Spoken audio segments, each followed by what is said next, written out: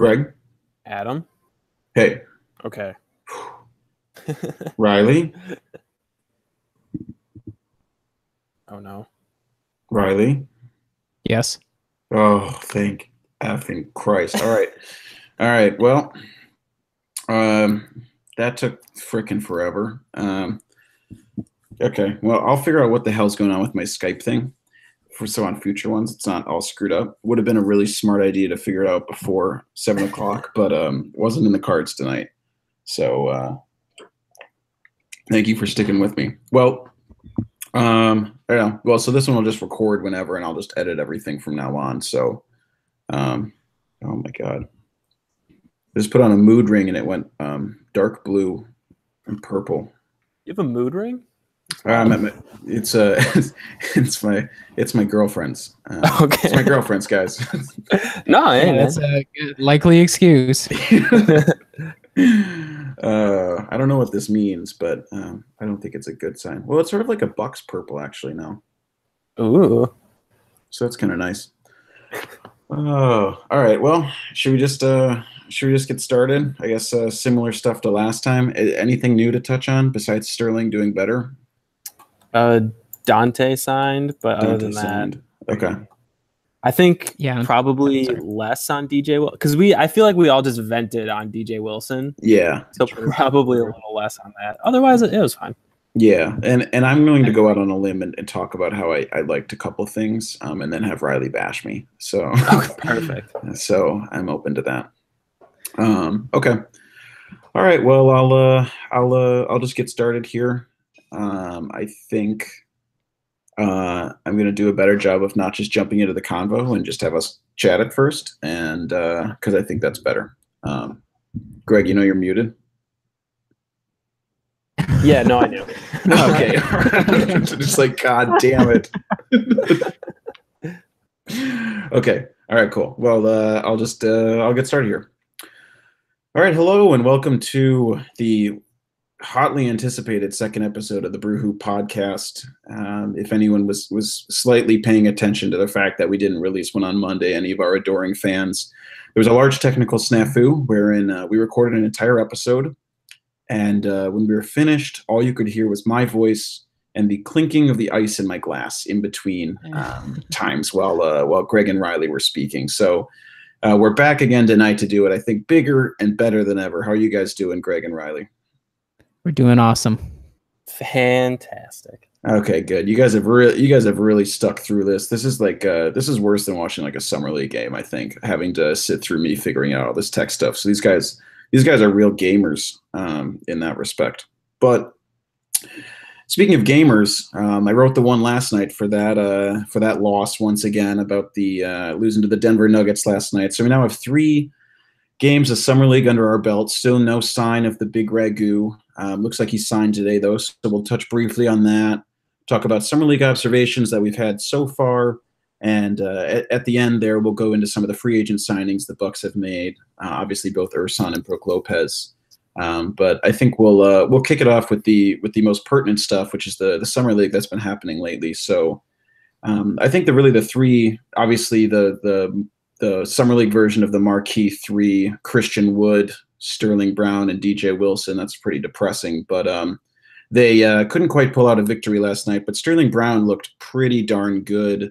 By far his best game in the summer league, probably his best overall game I've seen him play. Granted, this was summer league, so mileage may vary with that. But Riley, what did you see out of Sterling Brown last night that you thought was really impressive, and more importantly, what you think it might mean in terms of his application and role and ability moving forward into the actual NBA season?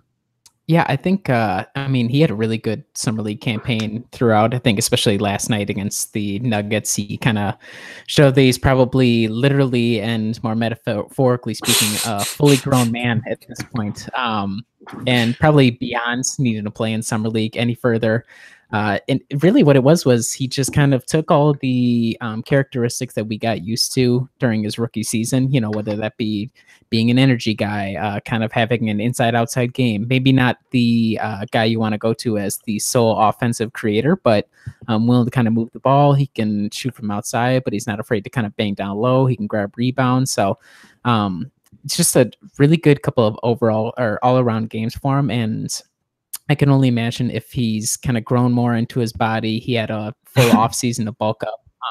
And, you know, if he's got going into training camp and Coach Bud doesn't really have like expectations for who needs to play where, wouldn't be shocked at all to see Sterling Brown kind of come out of the pack, especially, you know, if he has a good preseason or a really good training camp, and getting probably rotation minutes. Maybe that's too much to expect even into year 2, but he showed enough first year into summer league to really be pointing everything in the right direction. Yeah, I think the thing is I always thought Sterling Brown seems like the kind of guy who's supremely confident in his own skills, but I didn't really think he had that kind of like a weird alpha dog mentality, even in the summer league situation. You know, I think in the first 2 games he really sort of flitted in and out of game action and he seemed to be really efficient with his touches. You know, he would get the ball, and obviously the second game he tried to create a little more of his own offense, but he would get the ball, you know, look for a pull up, you know, drive in a bit, pull up in the mid range, and look for someone else on the perimeter, dish it out to them. So I thought some of his creation skills were nice, and the way he was able to just you know, pull up in guys' faces confidently all the time and shoot at them with was pretty impressive. And you know, you talk about him growing into his body. You know, I think he looks a little pudgier in summer league. He could probably use that Miami Heat workout regimen or something to slim him down, whatever they did to James Johnson or whatever. But you know, I think if he, you know, he works back into shape for sure for the regular season, he's shown a lot of stuff to show that I think you're right. He can eat up some of those wing minutes. Beyond that, though, I think obviously the big 2 other people are DJ Wilson and Christian Wood. I think Christian Wood gets Bucks fans significantly more excited for relatively obvious reasons. So what have you seen out of Wood so far, Greg, that's really sparked a lot of the interest that Bucks fans seem to have in him so far? Well, the one thing that has sparked a lot of interest is that if he hasn't played out, one thing that's sparked the interest of Bucks fans is that if he hasn't outplayed DJ Wilson, he's come mightily close to outplaying DJ Wilson this summer. And up until the 3rd game, he was in the pole position for the Rashad Vaughn Summer League MVP trophy. And that was just very encouraging, especially considering that Marshall Plumlee is the token big guy on the 2-way contract, and Christian Wood has bounced around a bit in his first 2 years.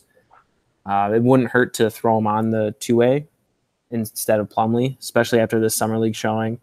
But I mean, Christian Wood is just a guy that he knows his role. He knows what he has to do to make the roster, to get paid playing basketball professionally.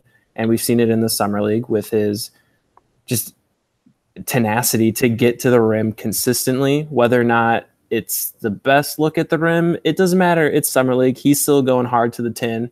I think in the Sunday night game, there were some instances where he should have gotten some fouls called and gotten to the line, but he didn't. So he had a lot of misses closest to the rim. But he's not afraid to shoot it from deep either. And like we saw with the Brook Lopez signing, you know, signing a stretch 5 that can shoot is great. And Christian Wood's out there saying, hey, I can shoot from 3. He has a very slow release, but he's chucking it up at the rim. Sometimes they splash. Most of the times they don't. But he's getting in there, and he's just sticking his nose in where he needs to go.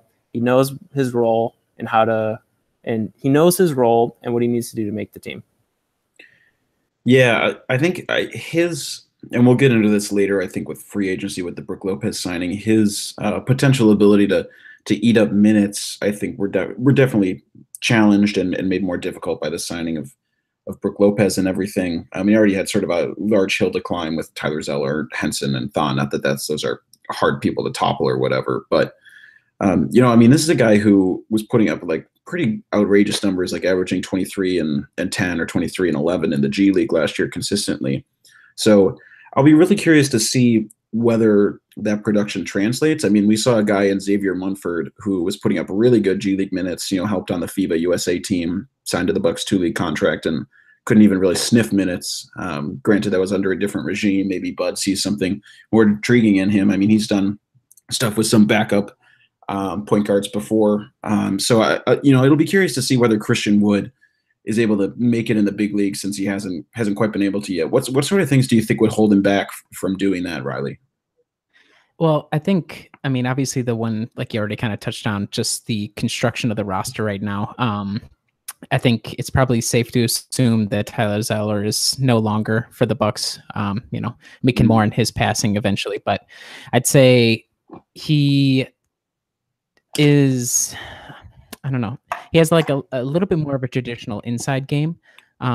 And he appears to not suffer from the reputation that John Henson has of being soft, quote unquote soft, whether that's deserved or otherwise inside.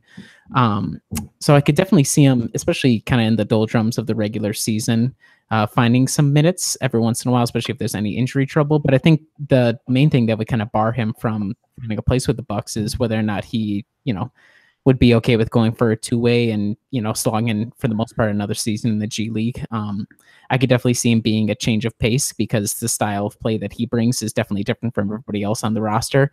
The question is, does Bud value somebody that, is mostly interior minded? Maybe if Bud is looking for helpful rebounding here or there, he can kind of provide some value, but one, you need to convince Christian Wood that a two-way is his way to go instead of trying to find something more lucrative overseas or like maybe a fringe spot on an NBA roster elsewhere.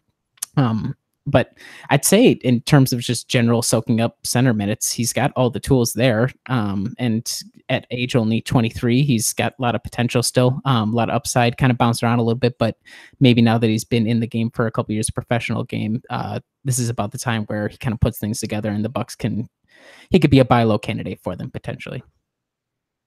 Oh, sorry, you cut out for a bit. Oh, okay. Well, no, Christian Wood, buy low candidate. Okay, that's good enough for me. Well, so one of the things that I think is most interesting about Christian Wood's game is I know he does sort of have that interior focus. He like Greg mentioned, he's tenacious getting after the ball, which is an outrageously refreshing sight for a big man in a uniform that says Bucks. But I think one of the things that we might be most intrigued by is some of the differences between his sort of fluidity and athleticism on the court versus DJ Wilson's perceived athleticism. I mean, when you look at these two guys compared, they're almost the exact same height and wingspan, but I can't really think of two players who have sort of those same parameters and would purportedly have that kind of fluid athleticism that you would expect out of people. I mean, when we watch DJ Wilson around the perimeter, he seems to show fluidity dribbling the ball. He's able to move around and seems to try to find his own shot, but it seems to only come in fits and spurts and doesn't almost never actually leads to the basket. Whereas when you saw Christian Wood getting the ball up towards the top of the key, I mean, so often you would see him rip through and go on these huge dribble drive moves past big guys. And granted, he was usually guarded by fives, whereas DJ Wilson was guarded by fours. But I feel like that's an aspect of their game that's interesting to compare and contrast, considering Wilson's, and we've talked about this before, but Wilson's athleticism doesn't seem to get him anywhere, whereas Wood seems very capable of capitalizing on the tools that he has to try and find his way to the basket and draw fouls. And I mean, you could see that last night. I mean, Christian Wood had, I think it was like 6 or 7 on free throws, whereas DJ Wilson had 1. And I almost never see DJ Wilson get to the free throw line. So, what do you think about DJ Wilson and Christian Wood in terms of their similar size and makeup, but the differences between their both their athleticism, their application of it on the court, and their usefulness? Greg, what do you think about those two compared and contrasted? Yeah, it's interesting how they do have similar-ish body styles. I mean, you look at DJ Wilson; he has bigger shoulders than Christian Wood, so it's like, oh, that dude, he loves contact. Not the case. And we see with DJ Wilson, he looks athletic, but then you see him playing basketball, and it's like, oh, that dude's pigeon-toed. And it's like, oh, okay. And he's taking up shots, and his jumper is just, it's so ugly. But, like, it works, kind of. Like, he gets it to the rim, and sometimes it goes in. And it clearly has worked for him in his life if he's an NBA player. But it's like, he does not pass the eye test athletically or aesthetically. And his fluidity on the perimeter, like you said, it's a lot of motion, but doesn't really get to the rim. Whereas Christian Wood, yeah, he gets to the rim, and he's going to at least make the referee make a decision as to whether or not they're going to blow the whistle for a foul so he can get to the line, whereas DJ Wilson is going to get down near the block. If he doesn't have an open lane to the rim, he's going to either pass it out or he's going to do a little fadeaway jump shot, and it's probably not going to go in. Yeah. And it just kind of follow up on that. I think what makes DJ Wilson all the more frustrating as a player to watch is the fact that he already kind of has, it's not the most established, but he has an outside game, offensively speaking, at least. So the issue is he doesn't go beyond like the perimeter. He doesn't go for rebounds. Like we said before, he's like lithe, and he has like that false athleticism where you're like, oh, well, he's got like a really big wingspan, so he's got to be pretty good on defense. But you rarely like remember him having an impact defensively in any meaningful way. So I think that's what makes DJ Wilson doubly frustrating is like you think all the tools are there, and you could totally see where Horst watched like a 5-minute YouTube highlight video and was like, this guy's got it. He could, come into an NBA coaching system and he's good to go. But for whatever reason, he's just, if mindset wise, he's stuck on the outside, literally. So it's another negative to him. Yep. Lots of negatives with DJ Wilson. Here's what I'll say. I saw 3 things in the past 2 games. Granted, it's Summer League, so I'm absolutely lending no credence to this, but I saw 3 things that I liked, which is 3 more things than I've ever liked about DJ Wilson. 1, he went down on the post and was able to, while he wasn't able to use his size, even though he was like 6 inches taller than Dennis Smith Jr. to get a shot up, he was able to look out to the perimeter and dish it out to Jordan Barnett in that game against the Mavericks for a 3-pointer. And at the very least, that shows he can pass and has like a smidgen of vision, which is one nice thing. 2, in the game against the Nuggets last night, I saw him jump and contest a shot at the rim. I don't recall that almost any time before. And dear God, what was the other one? All right, well, I forgot the third, so maybe it didn't even happen. But I feel like those are those 2 things are at least 2 things where I was like, okay, that's like a small smidgen in this like black hole of a draft pick that we've had so far for me to like kind of grasp onto, which is feel like, I mean, we just went through this with Rashad Vaughn for years. We just like tried to find the tiniest distant star in his own black hole universe, even though we did christen the Summer League MVP to him, even though he didn't have that many good games, right? He didn't have that many. He had like 1 good Summer League game. It's more ironic. Yeah, I think it's a big joke. It's Rashad Vaughn, so there's a punchline beneath it all. I feel a little bad for him, but oh well. He's a nice guy. He's thriving in Miami now, so he's good. Yeah. Man, he would be a fun get him under like Dion Waiters' wing. That would be like kind of oh my God, a diet Dion Waiters. Yeah. Man, those guys would tear up Miami. Well, okay, so we don't need to keep bagging on DJ Wilson. I thought last night was probably his best game of the Summer League that I've seen so far. Still clearly lots of stuff to work on. And clearly Sterling Brown was pretty much the standout of Summer League so far. And it looks like Dante DiVincenzo finally signed last night, right, Greg? Yeah. Or like today. I don't know, but sometime between 5 and 6 p.m. Central Time. Yeah, we saw DJ Wilson break that news with that what was that on Instagram or something, where it showed that Dante DiVincenzo had like $2 in his account. Yep. Yeah, Villanova's not paying enough.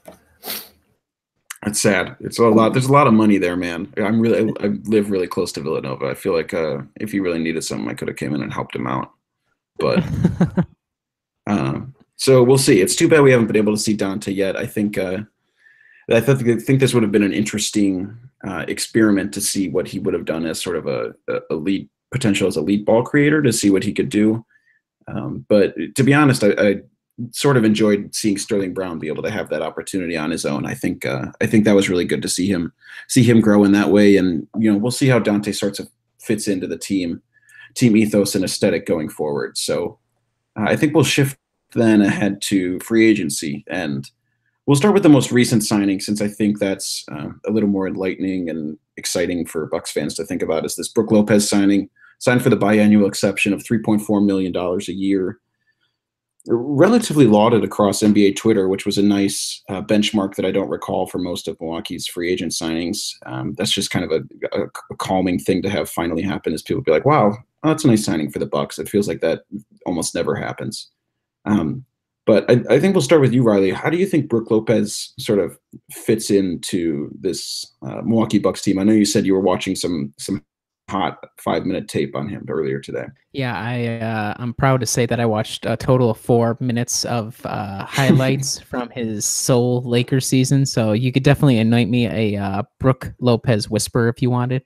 No, he's an interesting guy because he's molded himself throughout his career to, like, the changing dynamics of the NBA. So when he first was playing New Jersey and then Brooklyn, he was kind of like your traditional, like score first big who had kind of all the moves around the basket that you could ever want, rebounded at a solid enough rate, et cetera, et cetera.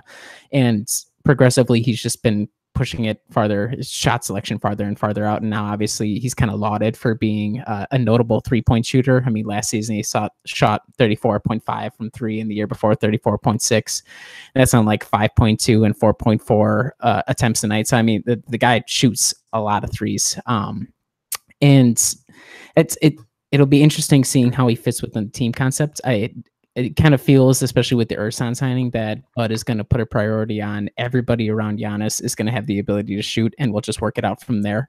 And I think, especially for like the regular season, even if Lopez is a bit of a defensive liability, which he's shown to be in the past because he's a little slow-footed, and nowadays 30, he's still kind of in his prime, but probably not a defensive savant. So you're kind of getting a modern NBA big who can space the floor, which we haven't had outside of Thon for like sporadic minutes, who could potentially do a little bit of rebounding. We can talk about his rebounding issues in a little bit, but he'll be an interesting member of the rotation. I wouldn't be surprised if he gets starter minutes right off the bat, just because of his experience and what he's able to bring in terms of schematically spacing things out, even if he gives up a lot of rebounds and isn't ideal defensively.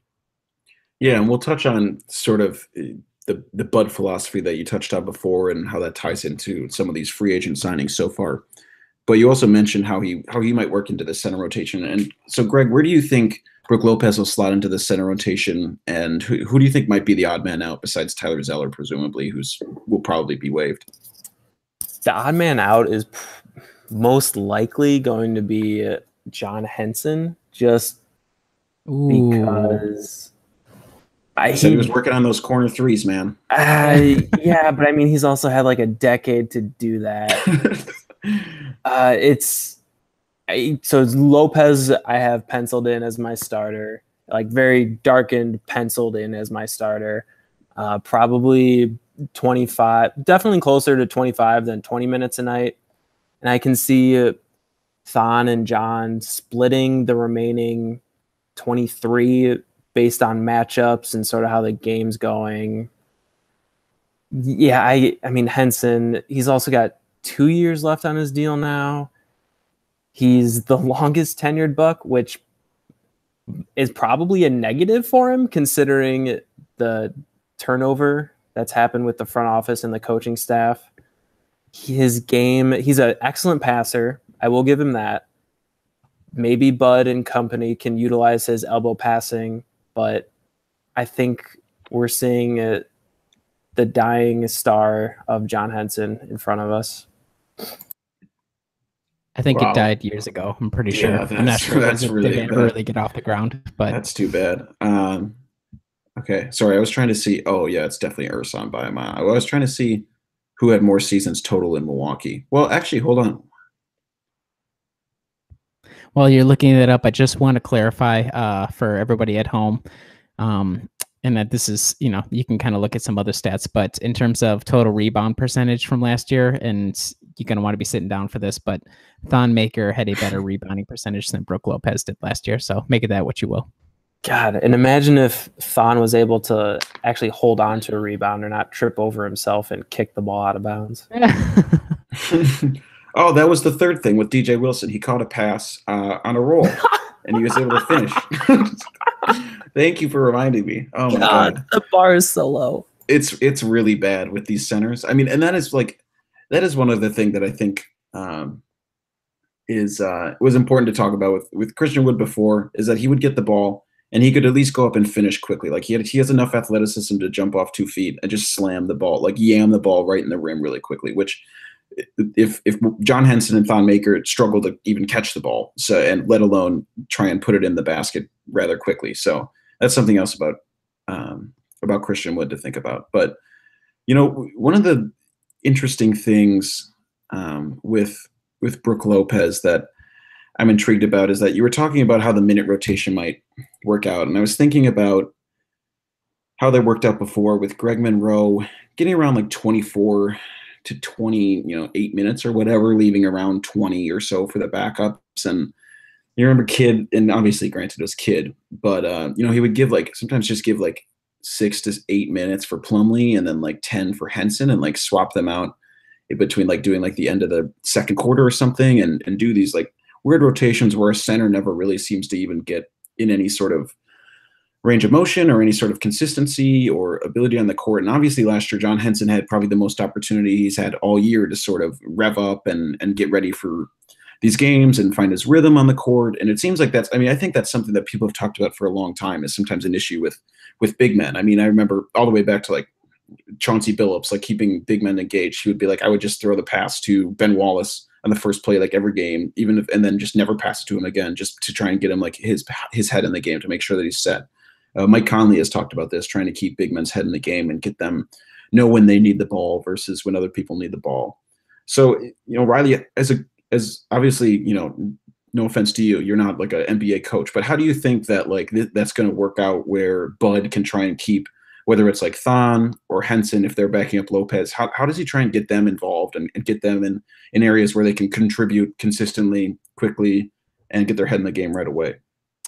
I think that's a good question. I think it's a lot easier if we're going with the assumption that Brook is going to be the starter, which I think is probably a safe assumption at this point. I think it's easier to kind of have Thon.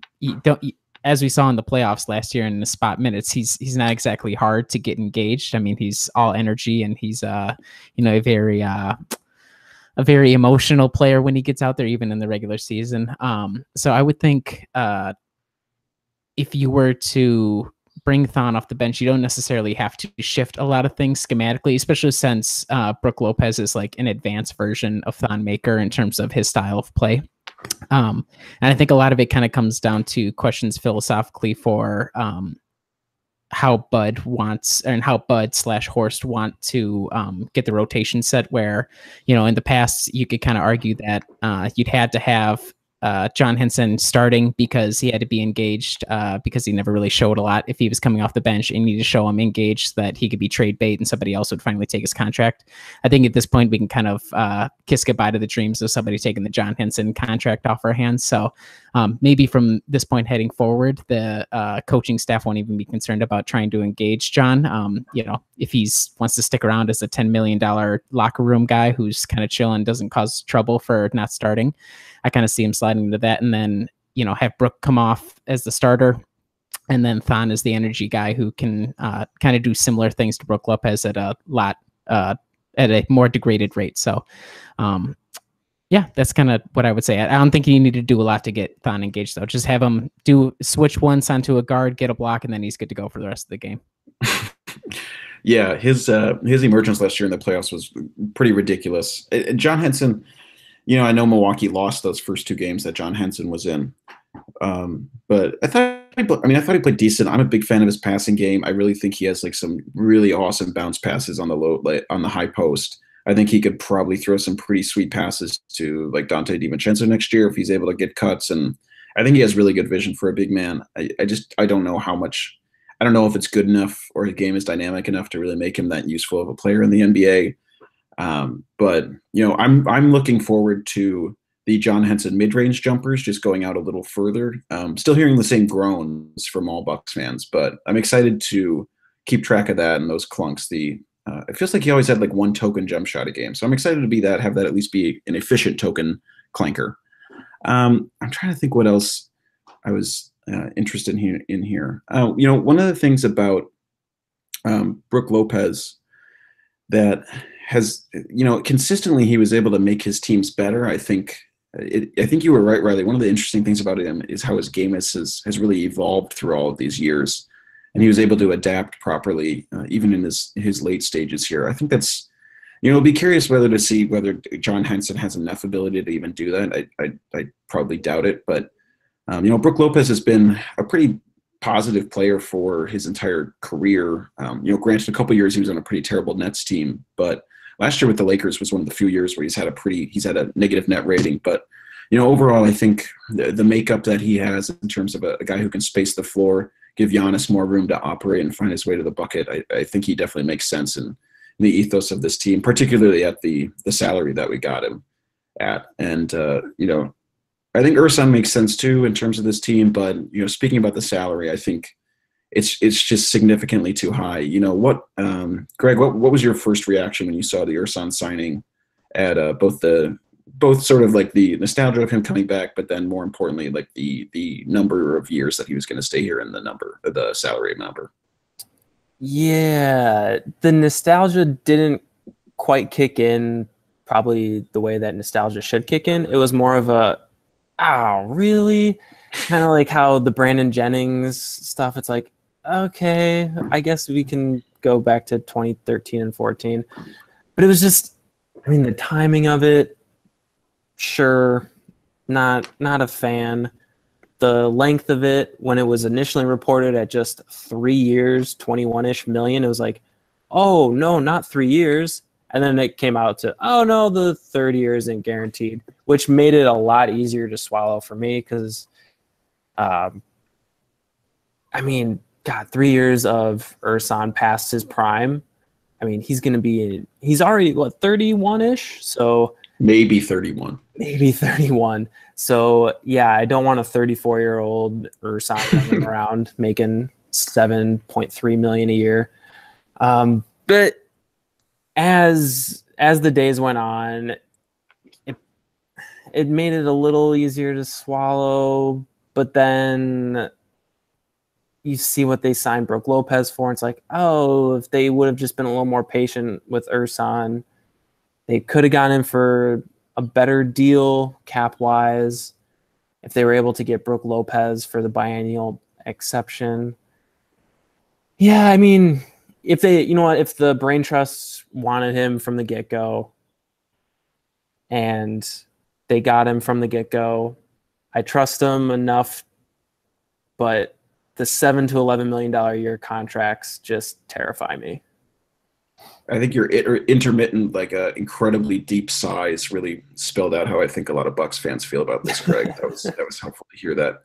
Riley, one of the things that I think is interesting is, I'm pretty upset at the sign. I just don't think the signing makes a whole lot of sense at the salary figure they got him at. But it's pretty easy to sort of see where the front office and coach was able to get to this point, because Bud has coached Ersan for a couple years in Atlanta, seemed to really like his game.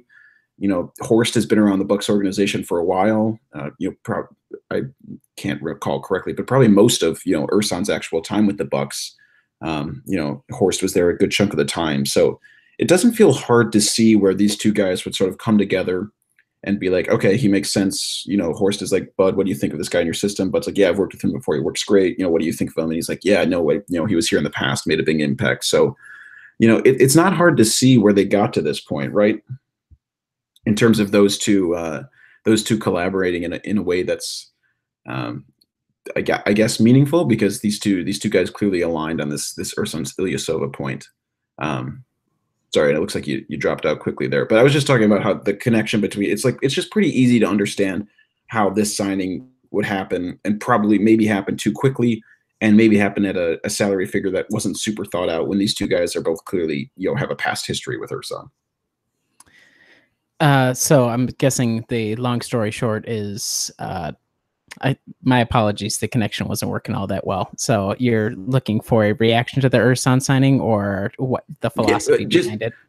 I guess the philosophy behind it, and the fact that it frustrated me at the time, but it's just like not hard to necessarily realize where these two guys could easily come together, considering their past history with Ursan, come together on this and be like, yeah, this is a guy that makes sense. Let's just get him locked down right away, as opposed to sort of having a little more patience and thinking about it and seeing how the free agent period went on.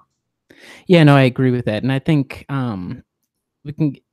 It might be a topic for a couple months from now once the season is going on, but I think that the quickness with which they kind of went to Ursan as a safety blanket is a little bit concerning in terms of roster construction, especially at the amount of money that they gave him. I believe when John Horst was on the Summer League broadcast a couple of days ago, he had said something along the lines of how he and Ursan had a really good relationship, and they were kind of chummy about signing. This will be their third contract together. And like you said, Bud has already coached him and he already feels comfortable with him within his system.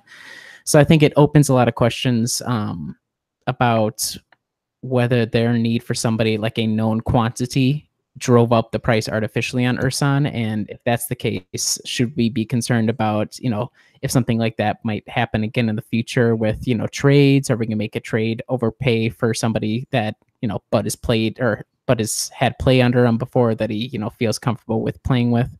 And like the Ursan contract isn't all that bad. And I personally, when I first saw the contract news come across, I was nostalgic because Ursan, when he was Ursan for the Bucks during his first stint, that was like, one of my first couple of seasons really covering the team or kind of following the team. So I was happy that he was back. Of course, having the third year unguaranteed is helpful, but I think it opens up a lot of serious questions about how outside the box are these guys willing to get in terms of constructing a roster around Giannis, especially with the clock kind of ticking. So maybe not the worst signing in the world, but portends potentially rocky future.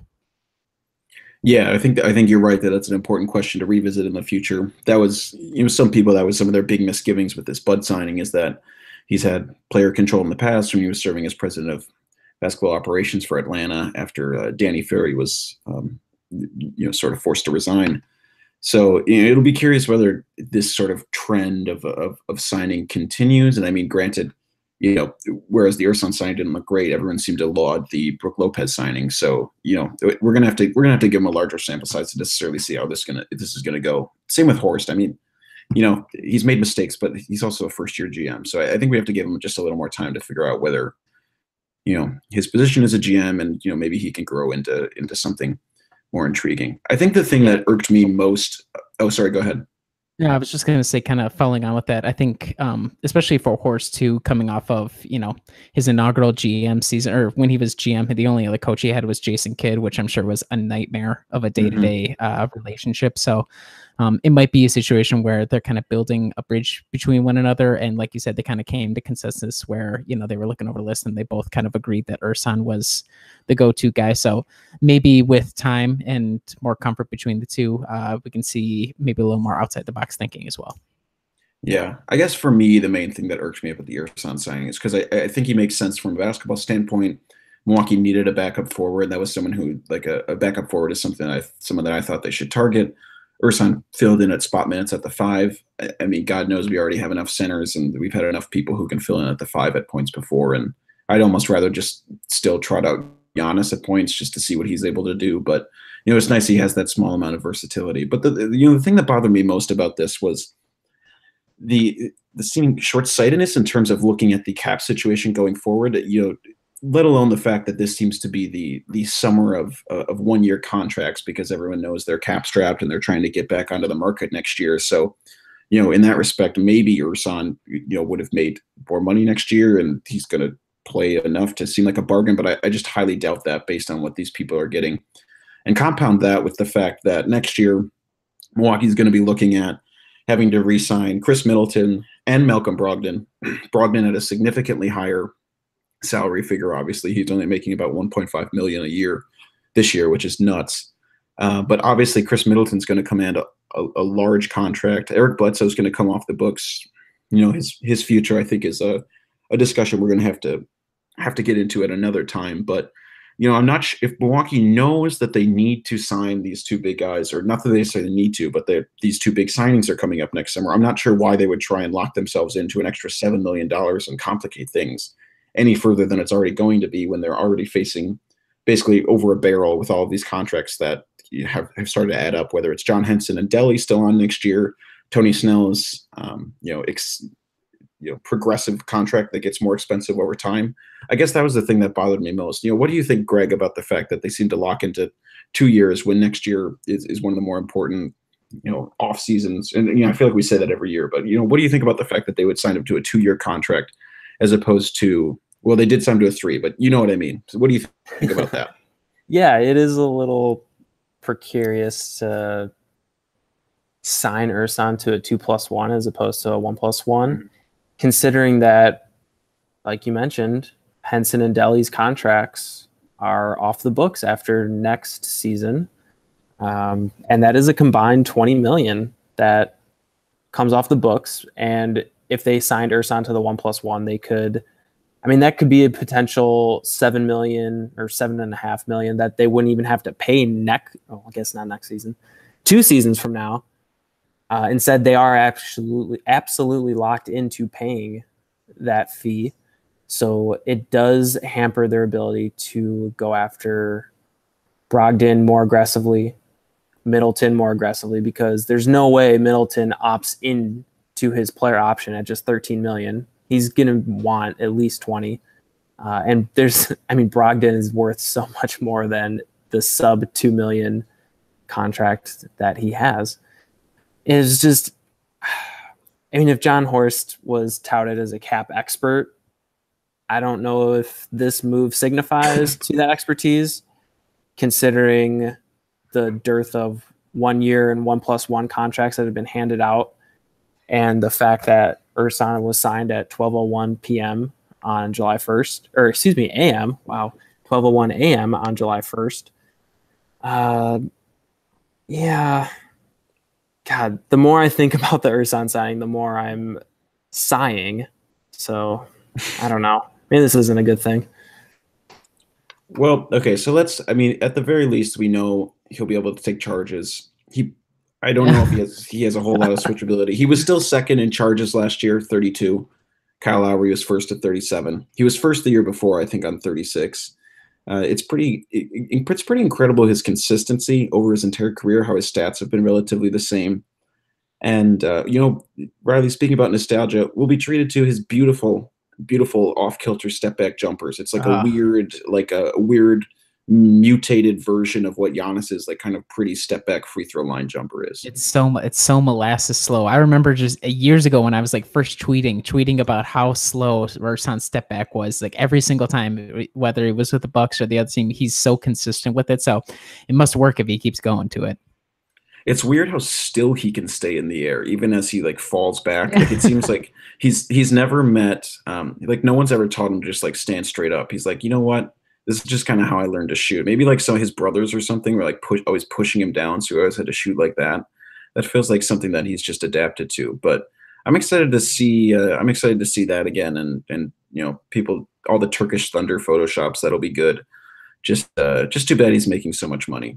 So I think the last thing we should touch on. Actually, can I get one final thought? And so regarding the contract, and all of this would have to connote the fact, or the assumption that Horst and company have some sort of master plan. But with the way that the Jabari Parker market has kind of worked out, I don't know if maybe they were looking at Ursan as, okay, you can bring him in, he'll be a little pricey, but he can be kind of like the super fig leaf cover in case Jabari walks, or we can't sign him for whatever amount of money.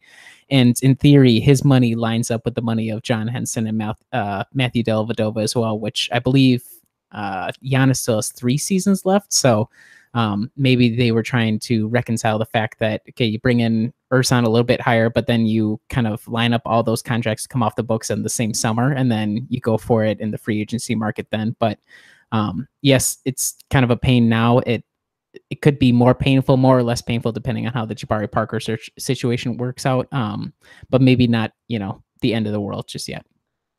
Yeah, that's fair. And I forgot that Tony Snell's contract is last year is technically a player option at around $12 million. So that one will be intriguing if he makes some sort of big jump under Bud. That one will be intriguing. I'm presuming he would opt into that, but the cap is projected to jump by a little bit that year. Be up, latest memo said around $116 million. So that'll be a curious one. I think the last thing we should talk about is some of the philosophy behind these two signings. As we talked about how these two, both Horst and Bud, could come together for this Ursan signing. It just seemed to make a lot of sense given their history. But I think it's, and we touched a little bit on this before, Riley, with you talking about how much control Bud might have. But it really seems like this team and this roster is sort of being crafted around the idea that they want players who can contribute now. And you said this before too, is like we're looking for players in the Bud mold. Ursan literally played for him. We're looking for Brook Lopez, who could basically be like a Dwayne Dedman light. He could be like a Mike Muscala or Mike Scott before that, guys who are just able to play a nominal big position. And I think Brook Lopez has better big man skills than those guys, maybe not defensively, but guys who can get down on the block, but more importantly, stretch the floor. So, what do you think about the idea of how both of these signings sort of fit into the philosophy of what this team and front office might feel for the expectations of this team this year and going forward? And I guess we already touched on the Bud thing. So I think more importantly, what this sort of means in terms of their expectations for the team and their philosophy for what it could involve. I would say, I mean, you kind of already touched on it. Clearly, the team, whether that be because of the cap situation and the fact that they're so locked into the team as it currently is, or ownership and management as well, thinking we have to maximize Giannis's time now. We only have 3 seasons left because for whatever reason we only got him to a 5-year or a 4-year extension. So I think it's all just kind of. It's almost like a sequence, like a Rube Goldberg machine. Like because of decision A, B, C in the past, we've kind of been forced to find whatever Band-Aid we can get in the short term to be able to make things work. And the Brook Lopez Band-Aid is a really good Band-Aid. The Ursan Band-Aid is I'd give it like an average Band-Aid depending on how old that Band-Aid is. Yeah. It's gross. Sorry. But I think in terms of, I think it's been pretty well acknowledged for a number of seasons now, ever since LED took over, that this is a win now team, and both of these signings fit within the win now philosophy. So I think that's just kind of par for the course. And the only thing that really differentiated them was the fact that they're both they seem to be in the mold or actual Bud guys. So kind of echoing all you said there. Well, yeah, and I think the fact that they are Bud guys is important. Just because, I mean, I can only imagine the damage that Jason Kidd and his staff did culturally to the Bucks locker room. Because we've heard Malcolm Brogdon talk about how Budenholzer is a straight shooter. He's going to tell you what he wants, and if you don't give it to him, he's going to be like, "Hey, just do this." And Malcolm seems like a very smart human being that wouldn't play along with Jason Kidd's weird psychological tricks and motivations. And getting a guy like Ursan, who both John Horst and Mike Budenholzer are familiar with, into the locker room and just rebuild the culture is probably the biggest thing with these signings. And that is probably an extremely large task considering Jason Kidd's less than stellar locker room management. Yeah, and I think we've touched on this before, but the idea of maybe these two coming together and Horst being like, yeah, I want to rebuild the culture. Let's get in guys that Bud thinks can do that.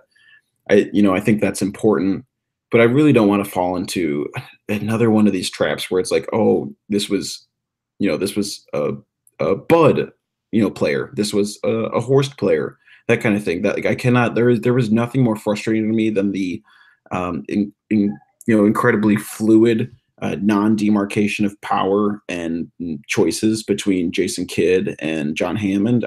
There was literally no storyline that just made me more bored and upset and just tired me out in terms of following this team than being like, oh, this was a Kidd guy, this was a Hammond guy. So I really hope it doesn't turn into that sort of narrative. That is probably the worst case scenario where Bud seems to have more player control than we want, and then it's sort of this guy or that guy, this guy's pick or that guy's pick, and complaining about that kind of stuff. So hopefully that's not what this devolves into. But Riley, you said something interesting about this being like a win now team since LED took over, and I feel like that's kind of been an interesting thing that people have followed for years. Is that, I mean, that wasn't the type of I don't think that's what they were espousing at first. Is they're like, we're building a championship team, but it's felt like a lot of these moves have been a lot more short-sighted than long-sighted, right? Yeah, no, I totally. I mean, it's difficult to go any other way, right? Because of how good of a player Giannis is. Like, one, you're gonna have to, if you're trying to do like we're gonna just tear it all down real quick to do like a quick rebuild. You don't have the timeline for it. The contracts that you have, you're gonna have to attach all the valuable assets that you would need for a rebuild to get rid of those like onerous contracts. And I can't imagine our billionaire owners with the B are all that interested in having like a couple of years of losing, especially when they have such a top talent in Giannis. So I would agree that almost every single move that we've seen, Horst and company, and then John Hammond during a short period when he kind of crossed over with the LED ownership group, it's all been kind of short-sighted for one reason or another. Great. Well, I feel like that touches most of it with free agency. Do you guys have any other lingering thoughts you want to get off your chest? Not really. I'd say that it'll be interesting kind of seeing what these guys, everybody on the roster's value is, because who knows how artificially deflated everybody was under Kidd in terms of what they could do. So I'm going to kind of go into this season with a blank slate for pretty much everybody across the board and see what Bud is able to get out of them. Yeah, I'm going to agree with Riley on the blank slate. Not necessarily, what they did in the past didn't matter, but there's going to be a little more forgiveness of past transgressions if Bud is able to work the kinks out for him. Yeah, I think a lot of fans agreed that the biggest upgrade this team could make was at the coaching position, and I think it's pretty clear that they did that, and I'm excited to see what it turns into. So let's end this with predictions for Summer League. Will the Bucks win one more Summer League game, get to the very challenging 2-win mark? And who will be the player that gets him there? Greg, you can take the floor. Oh, baby.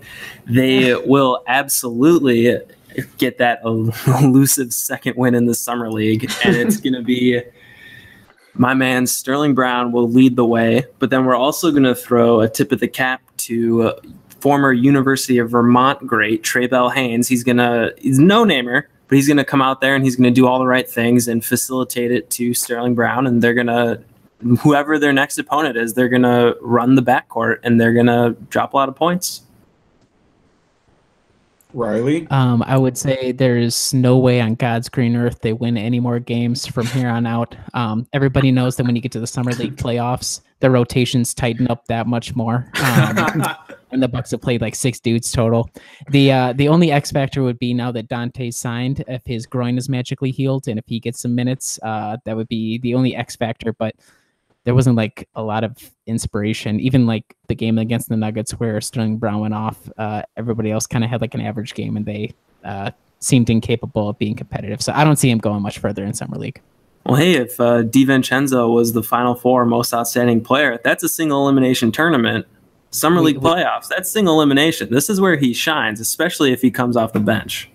We know he's got the clutch gene. That's 0.1A in terms of pros for Dante. So look to him to lead us to the championship if anybody's going to do it. Wow. I'm definitely anticipating the same from Dante. I think we are going to not win one more. We're going to win. You know what? We're going to win one more game.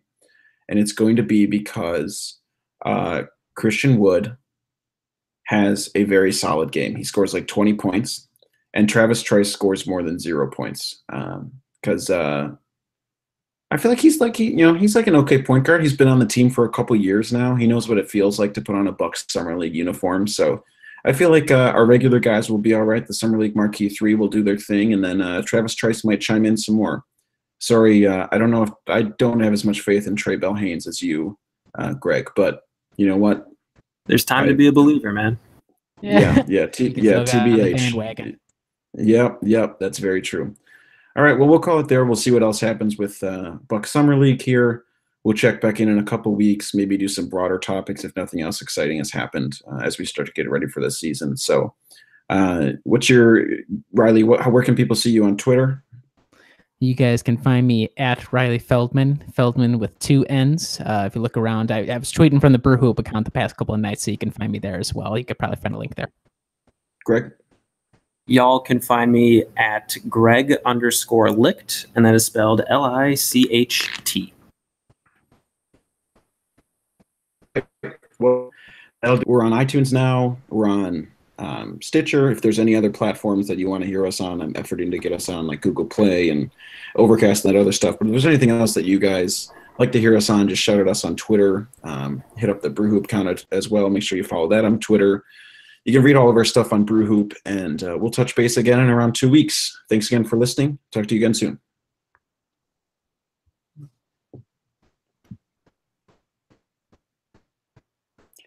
Oh, Milwaukee. The big ragu. The big ragu. All right. Well, thanks, guys. That probably wasn't as smooth as the first one, but I thought it was a decent facsimile, and with some other good stuff. I didn't hurt Ursan's feelings with the face joke. Oh my god, that was. I was gonna make a mention at that, like we had to re-record because Adam said some offensive stuff about Ursan. Ursan's associates wouldn't allow us to post it. Well, regardless, this was good, and I will figure shit out for next time, so we're not ever re-recording a podcast ever again, because whenever I hear people talk about that, I'm like, this sounds like the worst thing ever. And but you guys were troopers. I really, really appreciate it. No, yeah, thanks for doing the editing. We appreciate it. Yeah. All right. Cool. Well, you guys are the best. I'll let you guys have your nights back, and I'll get this up tomorrow morning. Okay, sounds good, man. All right. Later, see guys. you guys. All right, see ya.